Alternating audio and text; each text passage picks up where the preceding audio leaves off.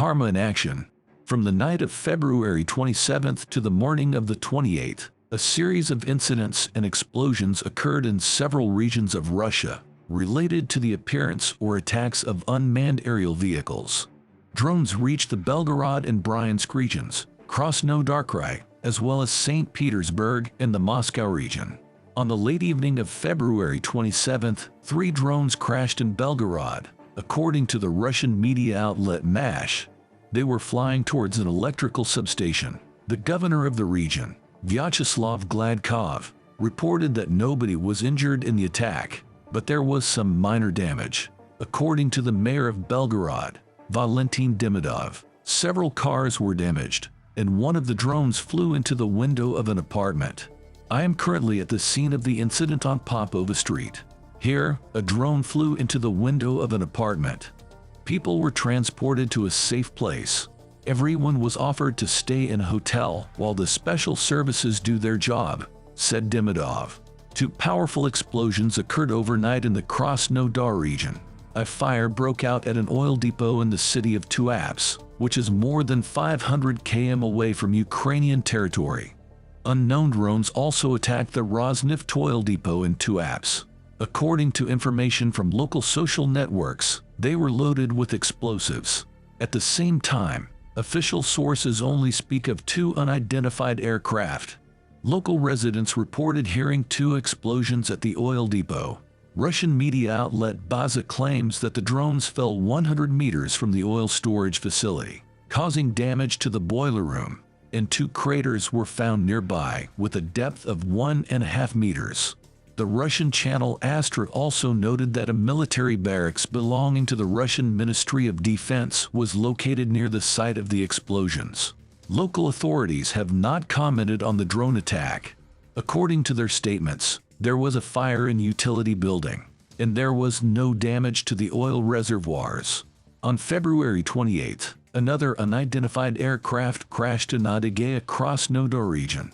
The leader of the republic, Murat Kumpilov, reported that the aircraft landed in the village of Novi in the Joginsky district, about 90 kilometers from Krasnodar and 160 kilometers from Tuapse. Nobody was injured, and only minor damage was done to the farm building.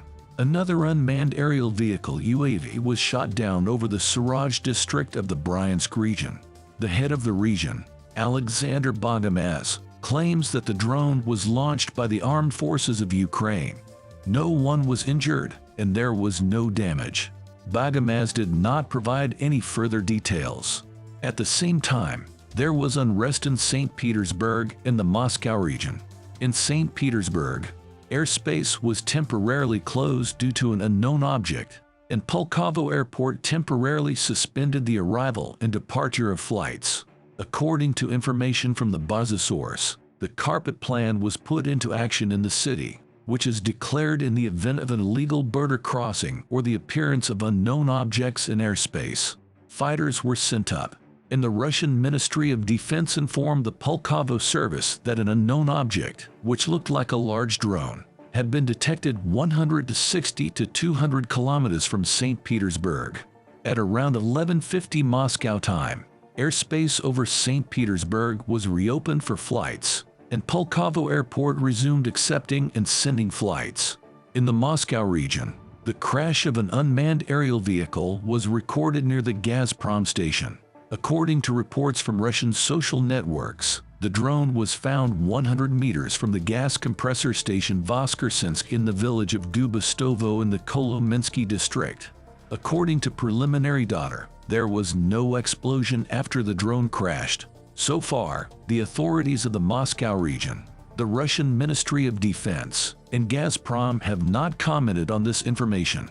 Here's how Russia reacted to the drone attacks. According to the Russian Ministry of Defense, on the night of February 28, the Ukrainian armed forces allegedly used drones to attack targets in the Krasnodar territory and Adygea. However, according to Russia, these drones were neutralized using electronic warfare. Both unmanned aerial vehicles lost control and deviated from their flight path. One of them fell in a field, and the other, having deviated from its planned trajectory, did not cause any damage to the civilian infrastructure that it attacked, the Russian Ministry of Defense reported.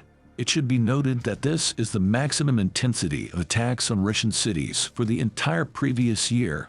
It is also interesting that now, in addition to border territories, drones have begun to fly freely into the depths of Russia for distances of more than 500 km in the case of the St. Petersburg airport.